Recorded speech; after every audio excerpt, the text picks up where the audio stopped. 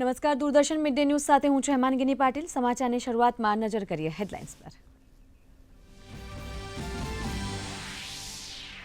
પ્રધાનમંત્રી નરેન્દ્ર મોદીનો આજે જન્મદિવસ, ચારેકોરથી શુભેચ્છાઓનો થયો વરસાદ। બીજેપીએ 2 ઓક્ટોબર સુધી શરૂ કર્યું સેવા પખવાડિયું। દેશભરમાં રક્તદાન શિબિર, સફાઈ અભિયાન, આરોગ્ય કેમ્પ અને વૃક્ષારોપણ સહિત અનેક કાર્યક્રમોનું આયોજન।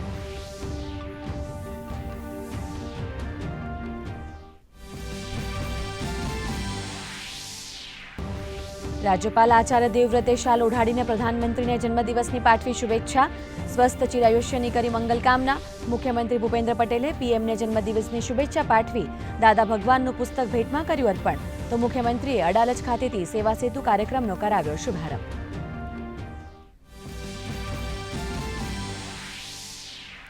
ગાંધીનગરમાં રિન્યુએબલ એનર્જી સમિટનો આજે બીજો દિવસ। મુખ્યમંત્રી ભૂપેન્દ્ર પટેલ સમિટને સંબોધન કરતા જણાવ્યું, ઉત્તમ લોજિસ્ટિક સુવિધાઓ અને ઇન્ફ્રાસ્ટ્રક્ચર સાથે ગુજરાત એફડીઆઈમાં શીર્ષ રાજ્યો પૈકીનું એક। સમિટમાં ગુજરાતના 100 ગીગાવોટનો લક્ષ્ય પર થશે ચર્ચા।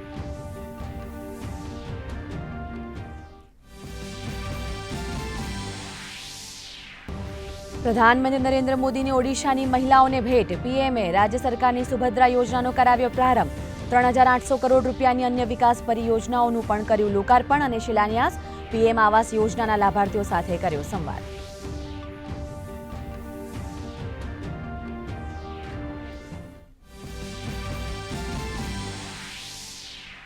મોદી સરકાર 3.0ના 100 દિવસ પૂર્ણ થતા કેન્દ્રીય ગૃહમંત્રીએ બુકલેટનું કર્યું વિમોચન। મોદી સરકારની ઉપલબ્ધિ ગણાવતા કહ્યું, 12.33 કરોડ ખેડૂતોને 3 લાખ કરોડની રકમનું કરાયું વિતરણ। 10 વર્ષમાં દેશની રક્ષા પ્રણાલી થઈ છે મજબૂત। અંતરિક્ષ ક્ષેત્રે ભારતનું ભવિષ્ય બન્યું ઉજળું। 3 કરોડ પીએમ આવાસ બનાવાયા। દિલ્હીને મળ્યા ત્રીજી વાર મહિલા મુખ્યમંત્રી। દિલ્હીમાં આપના ધારાસભ્ય દળની બેઠકમાં આતિશીના નામ પર લાગી મહોર। કેજરીવાલે સાંજે 4:30 કલાકે રાજ્યપાલને સોંપશે રાજીનામું। 26 અને 27 સપ્ટેમ્બરે દિલ્હી વિધાનસભાનું વિશેષ સત્ર બોલાવાયું।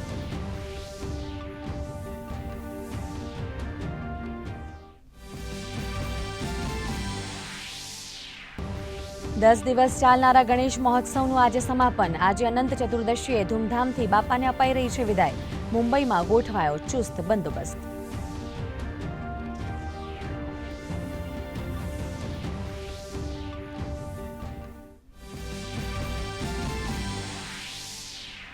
અને એશિયન ચેમ્પિયન્સ ટ્રોફી હોકી સ્પર્ધાની આજે ફાઇનલ મેચ। ફાઇનલમાં ભારતનો ચીન સાથે મુકાબલો। જીત મેળવવાની આશા સાથે બંને ટીમો ઉતરશે મેદાને।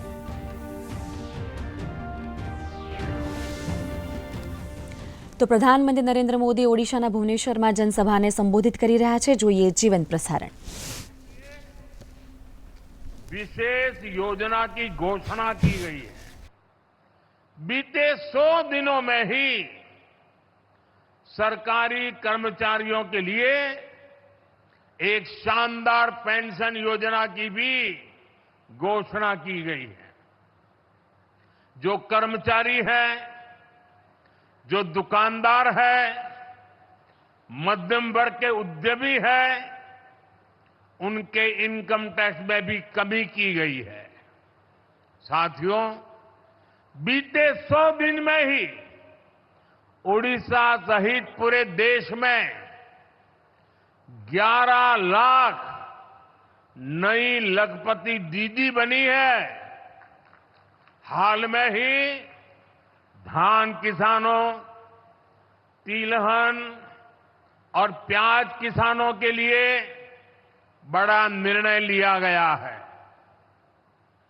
विदेशी तेल के आयात पर शुल्क बढ़ाया गया है ताकि देश के किसानों से ज्यादा कीमत पर खरीद हो।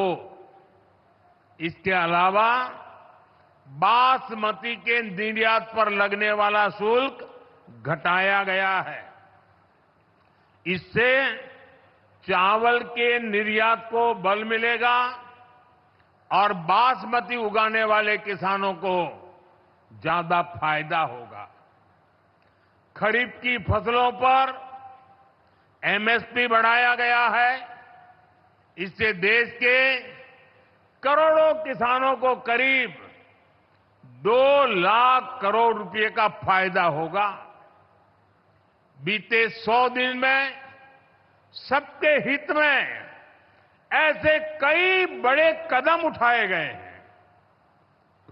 साथियों, कोई भी देश,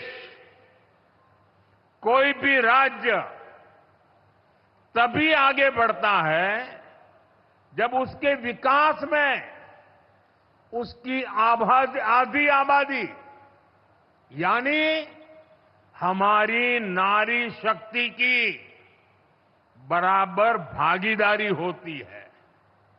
इसलिए महिलाओं की उन्नति, महिलाओं का बढ़ता सामर्थ्य ये ओडिशा के विकास का मूल मंत्र होने वाला है। તો આજે પ્રધાનમંત્રી નરેન્દ્ર મોદીના જન્મદિવસે ભાજપ દ્વારા સેવા પખવાડાની ઉજવણી શરૂ કરવામાં આવી છે। ભાજપે આજથી 2 ઓક્ટોબર સુધી સેવા પખવાડા અંતર્ગત રક્તદાન શિબિર, સફાઈ અભિયાન, સ્વાસ્થ્ય શિબિર, વૃક્ષારોપણ સહિતના કાર્યક્રમોનું આયોજન કર્યું છે।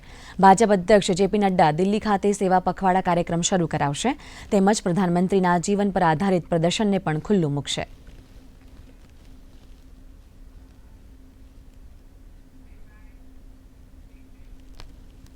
પ્રધાનમંત્રી નરેન્દ્ર મોદીનો આજે જન્મદિવસ છે ત્યારે રાજ્યપાલ આચાર્ય દેવવ્રતે શાલ ઓઢાડીને પ્રધાનમંત્રીને શુભેચ્છાઓ પાઠવી હતી।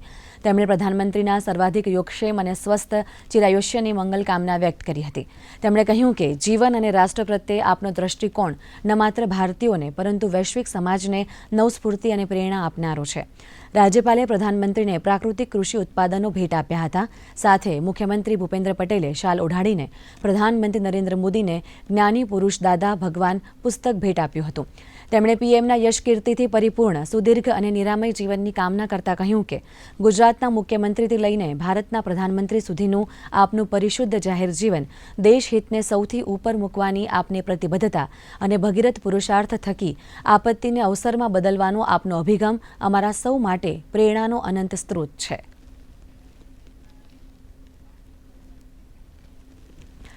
ગાંધીનગરના અડાલજ ખાતે મુખ્યમંત્રી ભૂપેન્દ્ર પટેલ સેવા સેતુ કાર્યક્રમમાં ઉપસ્થિત રહ્યા હતા। પારદર્શક પ્રશાસન અને પ્રતિબદ્ધ સરકારની સાથે નાગરિકોની માંગણીઓ અને અપેક્ષા પૂર્ણ કરવા આ કાર્યક્રમનું આયોજન કરવામાં આવ્યું છે। રાજ્યમાં નાગરિકોને ઘર આંગણે સરકારી સેવાઓ મળી રહે તે માટે 10મા તબક્કાના સેવા સેતુનો રાજ્યવ્યાપી પ્રારંભ આજથી થયો છે। મુખ્યમંત્રી ભૂપેન્દ્ર પટેલે મહાત્મા મંદિર ખાતે રીઇન્વેસ્ટ 2024માં ગુજરાત સેશન કાર્યક્રમમાં સંબોધન કર્યું હતું। તેમણે જણાવ્યું હતું કે ઉત્તમ લોજિસ્ટિક સુવિધાઓ સાથે ઇન્ફ્રાસ્ટ્રક્ચર સાથે ગુજરાત એફડીઆઈ પ્રાપ્ત કરવામાં દેશના શીર્ષ રાજ્યો પૈકીનું એક છે। ભારતમાં ગુજરાતે સૌ પ્રથમ સોલર પોલિસી બનાવી હતી।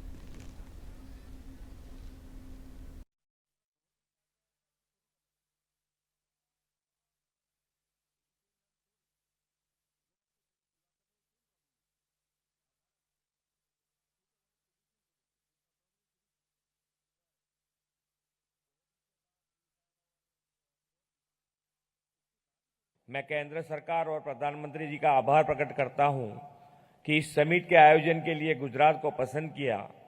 गुजरात देश में विंड एनर्जी प्रोडक्शन में पहला स्थान और सोलर एनर्जी प्रोडक्शन में दूसरे स्थान पर है। इस संदर्भ में गुजरात का आरी समिट के लिए चयन right job eight right place है, ये मेरा मानना है। प्रधानमंत्री श्री नरेंद्र भाई मोदी के नेतृत्व में गुजरात देश के विकास इंजन, ग्लोबल डेस्टिनेशन और गेटवे टू द फ्यूचर बन गया है। કેન્દ્રીય ગૃહમંત્રી અમિત શાહે મોદી 3.0ના 100 દિવસ વિકસિત ભારતના પથ ઉપર અગ્રેસર અંતર્ગત એક પત્રકાર પરિષદ સંબોધી હતી। તેમણે જણાવ્યું હતું કે 100 દિવસમાં 15 લાખ કરોડની પરિયોજનાઓ શરૂ કરવામાં આવી છે અને ઇન્ફ્રાસ્ટ્રક્ચર ક્ષેત્રમાં 3 લાખ કરોડ રૂપિયાની પરિયોજના પણ શરૂ કરવામાં આવી છે। તેમજ ડુંગળી પર નિકાસ શુલ્ક 40%થી ઘટાડીને 20% કરવામાં આવ્યો છે। તો મધ્યમ વર્ગ માટે મુદ્રા લોનની સીમા 10થી વધારીને 20 લાખ સુધી કરવામાં આવી છે। તો ખેડૂતો માટે પણ કલ્યાણકારી યોજનાઓ શરૂ કરવામાં આવી છે। તો અંતરિક્ષ ક્ષેત્રને આગળ ધપાવવા પણ તે દિવસની ઉજવણી શરૂ કરવામાં આવી છે।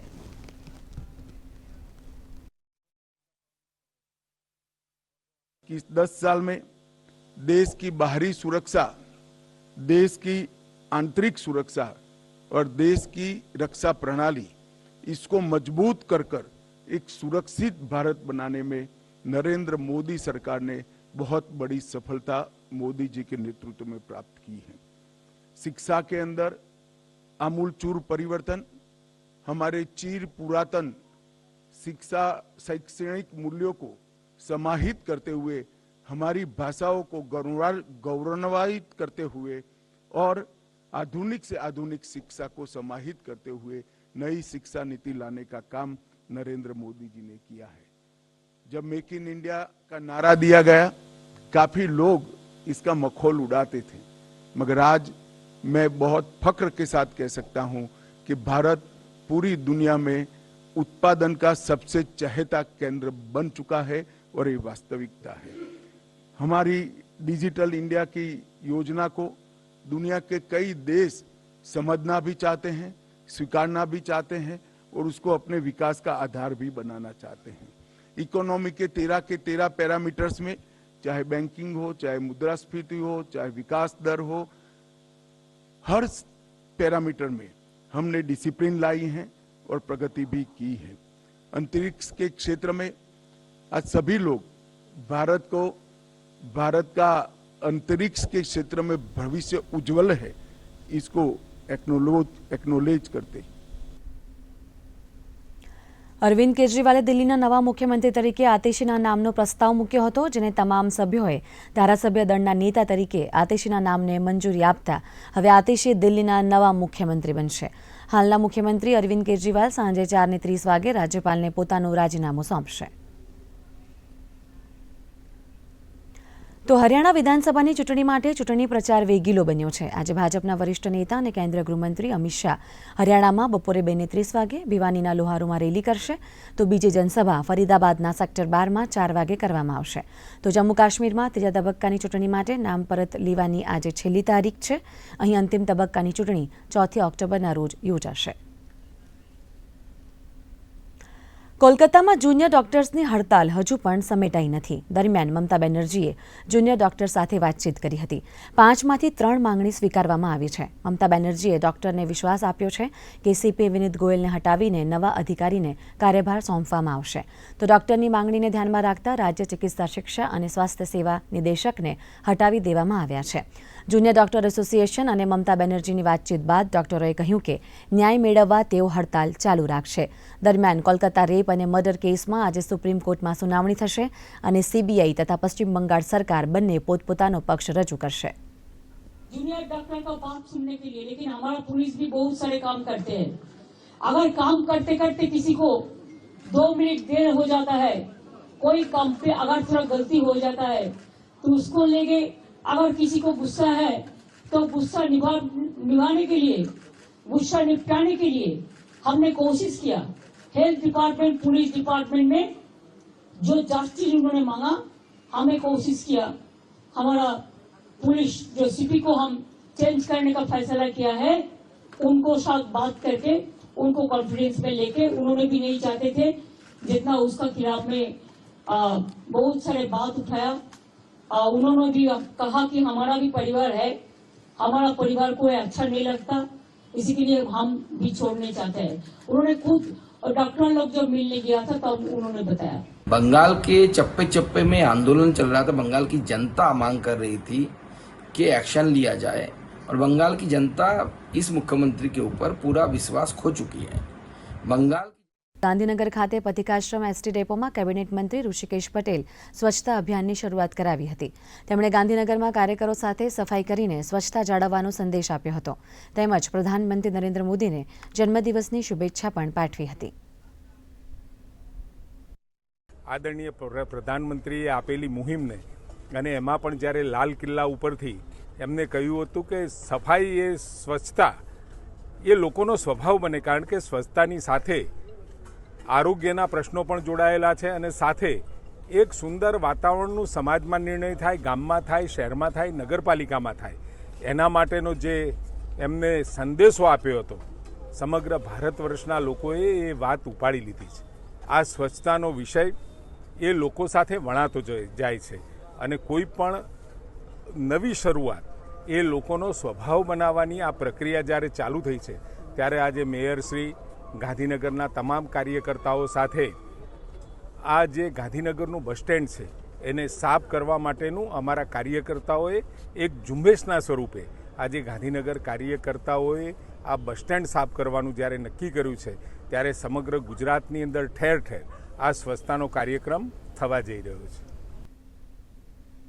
ગાંધીનગર સચિવાલય પરિસર ખાતે વનમંત્રી મુળુ બેરાએ એક પેડ માં કે નામ અભિયાન અંતર્ગત વૃક્ષારોપણ કર્યું હતું.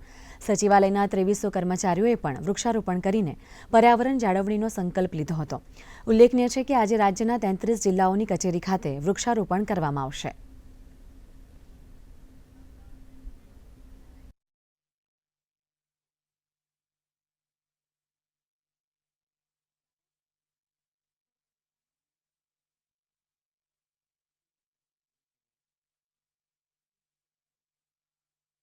એક પેડ માં કે નામ એને ખૂબ લોકોએ સારી રીતે એનો પ્રતિસાદ આપ્યો છે અને આપણા ગુજરાતના મુખ્યમંત્રી શ્રી ભૂપેન્દ્રભાઈ પટેલ સાહેબે આ અપીલને મિશન તરીકે લઈ અને એક મહાઅભિયાન આખા રાજ્યમાં થાય એના માટે જે અપીલ કરી હતી અને જે રીતના અમને બધાને કામ કરવા માટેની જે વાત કરી હતી એમાં આજે ખૂબ મોટી સંખ્યામાં લોકો છે આ વર્ષે વૃક્ષારોપણ કરવા માટે પ્રેરાયા છે. સાબરકાંઠા વન વિભાગ દ્વારા પ્રધાનમંત્રી નરેન્દ્ર મોદીના જન્મદિવસ અંતર્ગત એક પેડ માં કે નામ અંતર્ગત વિવિધ કાર્યક્રમો યોજાયા છે, જેમાં વહીવટીતંત્ર અને વન વિભાગ કેનાલ પાસે રોપાનું વાવેતર કરવામાં આવ્યું હતું, જેમાં સાંસદ શોભનાબેન બારૈયા સહિતના મહાનુભાવો ઉપસ્થિત રહ્યા હતા.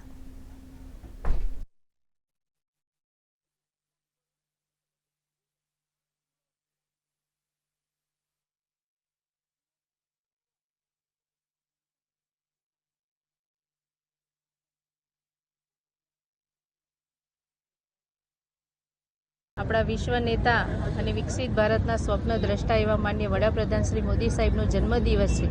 એમણે જે આહવાન કર્યું હતું એક પેડ માં કે નામ, એ અંતર્ગત આજે અહીંયા ખૂબ પ્રમાણમાં વૃક્ષો વાવીને એમની સંકલ્પના હતી કે દરેક જણ એક પોતાની માના નામે વૃક્ષ વાવે અને એ વૃક્ષ ઉછેરે. એ સાથે સૌ બધાએ વૃક્ષારોપણ કર્યું છે અને વૃક્ષોનું વાવેતર થાય અને પ્રકૃતિ એ ખૂબ સરસ રીતે આપણે પ્રકૃતિમાં જીવી શકીએ એના માટેના આ પ્રયત્નો છે. રાજકોટ જિલ્લાના જેતપુર શહેર ભાજપ અને જેતપુર નગરપાલિકા દ્વારા આજથી 2 ઓક્ટોબર સુધી સ્વચ્છતા અભિયાન અને વૃક્ષારોપણ અભિયાનનો પ્રારંભ કરવામાં આવ્યો છે અને આગામી 15 દિવસ સુધી આ અભિયાન ચલાવવામાં આવશે. તેમજ પ્રધાનમંત્રીના જન્મદિવસની ઉજવણી અંતર્ગત 15 દિવસ દરમિયાન રક્તદાન કેમ્પ, સર્વરોગ નિદાન કેમ્પ સહિત વિવિધ સેવાકીય કાર્યો કરવામાં આવશે.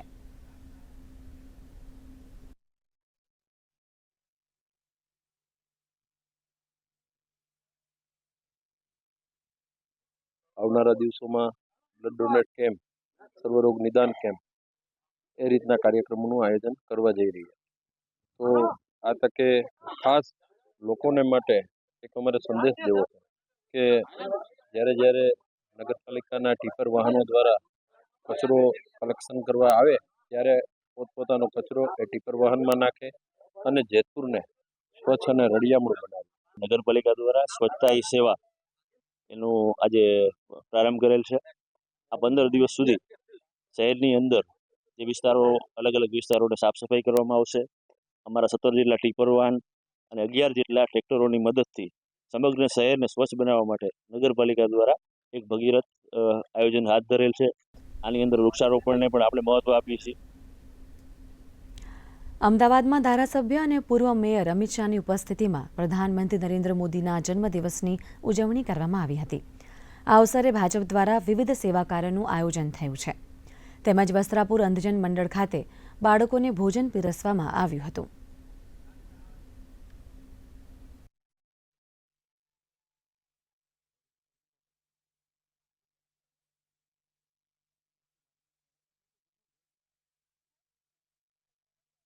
દેશના લોકપ્રિય વડાપ્રધાન નરેન્દ્રભાઈનો જન્મદિવસ છે. યોગાનુયોગ નરેન્દ્રભાઈ આજે આ શહેરમાં જ છે. એટલે અમે દર વર્ષની જેમ અહીંયા અંધજન મંડળમાં વિદ્યાર્થીઓને જમાડી કેટલીક જગ્યાએ કાર્યકર્તાઓ આંગણવાડીમાં, હોસ્પિટલમાં ફ્રૂટ વેચવાના છે અને અત્યારે જગન્નાથના મંદિરે એમના દીર્ઘાયુ માટે લાંબો સમય સુધી દેશની સેવા કરે તેના માટે અમે મહાઆરતી ઉતારવા જઈએ છીએ. તો પાટણ ખાતે પ્રધાનમંત્રી નરેન્દ્ર મોદીના જન્મદિવસે તેમના દીર્ઘાયુની કામના કરવામાં આવી હતી. તેમજ એસકે બ્લડ બેંક અને શહેર ભાજપના સંયુક્ત ઉપક્રમે બ્લડ ડોનેશન કેમ્પનું આયોજન કરાયું હતું, જેમાં રક્તની 75 બોટલ એકત્ર કરવામાં આવી હતી.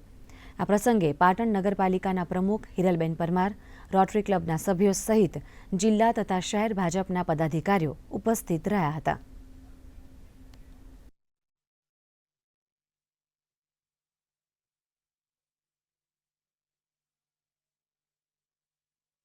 પાટણ જિલ્લા ભારતીય જનતા પાર્ટી એમાં 4 વિધાનસભાની અંદર રક્તદાન કેમ્પ રાખવામાં આવેલા છે. એમાં આજે પાટણ વિધાનસભાની અંદર પાટણ શહેરની અંદર રક્તદાન કેમ્પ કરવામાં આવેલો છે.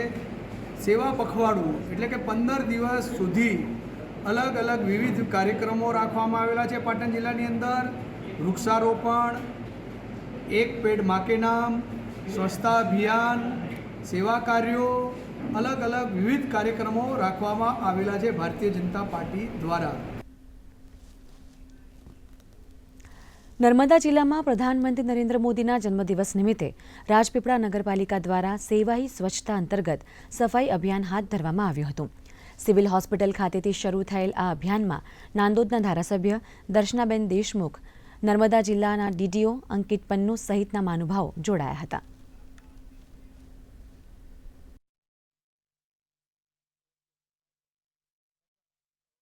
આજે સમગ્ર દેશમાં સ્વચ્છતાના કાર્યક્રમો થઈ રહ્યા છે, ત્યારે બધા જ લોકો પોતાના ગામને, પોતાના આંગણાને, પોતાના ફળિયાને સ્વચ્છ રાખે અને સ્વચ્છતાનો સંદેશો ફેલાવે એવી સૌને એક નમ્ર અપીલ સાથે વિનંતી પણ કરું છું. અને ફરીથી આજે માનનીય વડાપ્રધાનશ્રીને એમના જન્મદિવસ નિમિત્તે શુભકામનાઓ પાઠવું છું. બનાસકાંઠા જિલ્લાનું સ્વચ્છતા અભિયાન અંબાજી ખાતેથી શરૂ કરવામાં આવ્યું હતું. ભાદરવી પૂનમના મેળાના 6ઠ્ઠા દિવસે જિલ્લા કલેક્ટર મિહિર પટેલ તેમજ અન્ય અધિકારીઓએ ગબ્બર તળેટીમાં સફાઈની કામગીરી હાથ ધરી હતી, તેમજ સૌને સ્વચ્છતા જાળવવા અપીલ કરી હતી.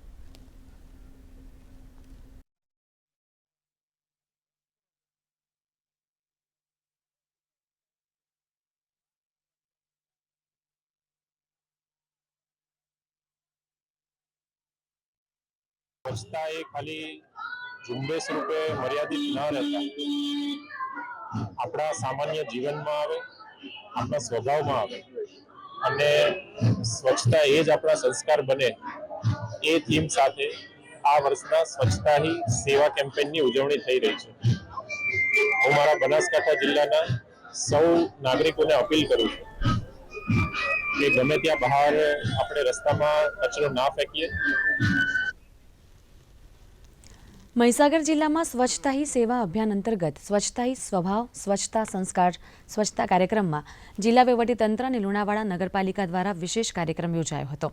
પંચમહાલ સાંસદ રાજ્યપાલશ્રીની ઉપસ્થિતિમાં સફાઈમાં ઉત્કૃષ્ટ કામગીરી કરનાર સફાઈ કામદારોને સન્માનિત કરવામાં આવ્યા હતા, તેમજ સ્વચ્છતા જાળવવાના શપથ પણ લેવામાં આવ્યા હતા. ત્યારબાદ લુણાવાડા બસ સ્ટેન્ડ ખાતે નિગમ દ્વારા તમામ ડેપોમાં સ્વચ્છતા જાળવવા અને મુસાફરો પણ આ કેમ્પેનનો ભાગ બને તે માટે એસટી બસ તેમજ bus station, depot, control point ખાતે સ્વચ્છતા અભિયાન હાથ ધરવામાં આવ્યું હતું. અને જિલ્લા વહીવટી દ્વારા તંત્ર દ્વારા જે કાર્યક્રમમાં ઉજવવામાં આવી રહ્યો છે, ત્યારે સૌએ અહીંયાથી પ્રતિજ્ઞા લીધી છે કે પોતાની શેરી, મહોલ્લો અને ઘરથી સ્વચ્છતાની શરૂઆત કરી અને સ્વચ્છતાના પખવાડિયાની ઉજવણી કરશે.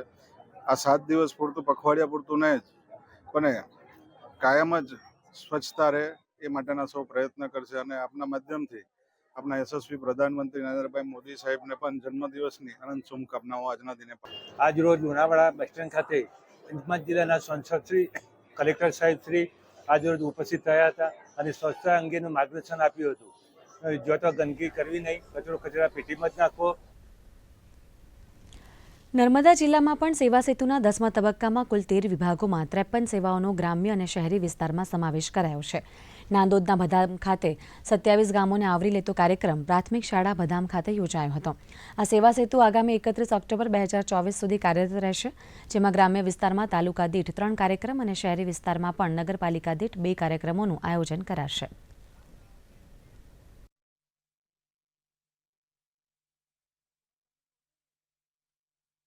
જેમાં નાંદોદ તાલુકાના આ ભદામ ગામ ખાતે કુલ 27 ગામોનો ક્લસ્ટર છે. એમનું આ ભદામ પ્રાથમિક શાળા ખાતે સરકારશ્રીના જુદા જુદા 13 વિભાગની કુલ 55 સેવાઓ છે, જેની વન ડે સર્વિસીસ છે એ અહીંયા આજરોજ પૂરી પાડવામાં આવે છે, તેમજ અન્ય જે સેવાઓ છે એમની અરજી પણ સ્વીકારવામાં આવે છે. જ્યારથી સગર્ભા દરમિયાન આંગણવાડીમાં નોંધણી થયેલી તે દરમિયાન તમામ મેં લાભ લીધેલા છે.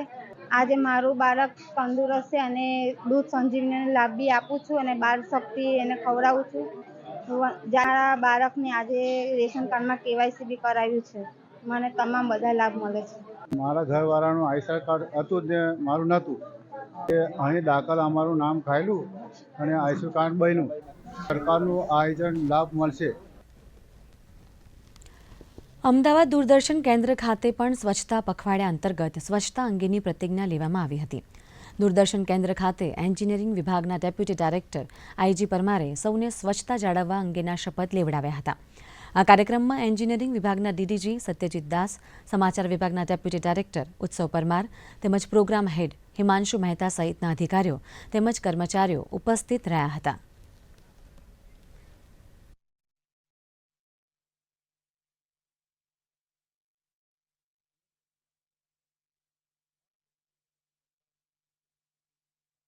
આજે માણસનું સ્વાસ્થ્ય એ એની સૌથી મોટી ઉપલબ્ધિ છે, સૌથી મોટી એની મૂડી છે. એ મૂડીમાં ધોવાણ થાય. તમે વિચાર કરો, તમારા બેંકમાં પૈસા હોય ને પૈસા એમને ખવાઈ જાય કે એમને તમારા પૈસા કપાતા હોય, તમને કેવું લાગે? આ પણ એવું છે. ઘરની આસપાસ કચરો હશે, તમારી ઓફિસની આસપાસ કચરો હશે, એમાં મચ્છર થશે, એમાં જીવાણુ થશે, એમાં કીટાણુ થશે, તમે બીમાર પડશો. અને બીમાર પડશો તો તમારા કમાયેલા પૈસા દવાઓમાં જશે. ઉપરથી તમે રોજ કામ કરવા પણ નહીં જઈ શકો. એટલે કચરો એ તમારું જે છે તમારી કમાણી પણ ઘટાડે છે, તમારું આયુષ્ય પણ ઘટાડે છે, તમારો સમય. અને સરકાર એટલે સરકારના પૈસા એટલે તમારા જ પૈસા છે, એ પબ્લિક મનીનું પણ વેસ્ટેજ કરે છે. એટલા માટે કચરો નહીં કરવો જોઈએ. અને આપણી આસપાસ સ્વચ્છતા રાખવાથી મન પણ પ્રફુલ્લિત રહે છે, તન પણ પ્રફુલ્લિત રહે છે. તો આજે અનંત ચતુર્દશીએ 10 દિવસના ગણેશ મહોત્સવનું સમાપન થશે. 10 દિવસના ગણપતિ સ્થાપન બાદ લોકો ધામધૂમથી દુંદાળા દેવનું વિસર્જન કરશે અને આવતા વર્ષે સુખ શાંતિ સાથે ગણપતિ બાપા ફરીથી પધારે તેવી પ્રાર્થના કરશે. આ દરમિયાન મુંબઈમાં ચાપતો પોલીસ બંદોબસ્ત ગોઠવી દેવામાં આવ્યો છે. વિઘ્નહર્તા અને સુખ શાંતિના દેવતા ગણપતિનું ભાદરવા સુદ 4થી માંડીને ભાદરવા સુદ 14 સુધી પૂજન કરવામાં આવે છે અને પછી બાપાને વિદાય આપવામાં આવે છે.